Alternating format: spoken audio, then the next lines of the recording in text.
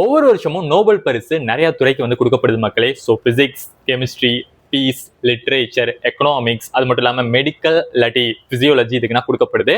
So இந்த வருஷம் 2025க்கு கெமிஸ்ட்ரிக்கு Nobel பரிசு ஒரு சில பேர் வாங்கியிருக்காங்க. ஒரு 3 நபர்கள். யார் யார் அப்படின்னு பார்த்தீங்கன்னா, முதல் ஆள் சுஷுமு கிட்டாகாவா, அண்ட் ரெண்டாவது ஆள் யாருன்னு பாத்தீங்கன்னா வந்து ரிச்சர்ட் ராப்சன், மூணாவது ஆள் வந்து ஓமர் எம் யாஹி அப்படிங்கிறவங்க வாங்கியிருக்காங்க. சரி, நோபல் பரிசுல என்ன சார் கொடுப்பாங்க, என்ன மெடல் கொடுப்பாங்க அப்படின்னு பாத்தீங்கன்னா, gold plated green gold medal வந்து கொடுக்குறாங்க. இது தவிர வந்து பரிசு தொகையா கிட்டத்தட்ட இந்திய மதிப்புப்படி 10 கோடி வந்து கொடுக்குறாங்க அப்படின்னு சொல்லியிருக்காங்க.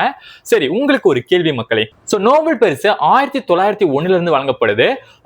எல்லா நோபல் பரிசும், அதாவது physics, chemistry, economics, literature, medicine, இது எல்லாத்துக்குமே நோபல் பரிசு எந்த நாடுல இருந்து வழங்கப்படுது அப்படின்னு பாத்தீங்கன்னா வந்து ஸ்வீடன்ல இருந்து வழங்கப்படுது.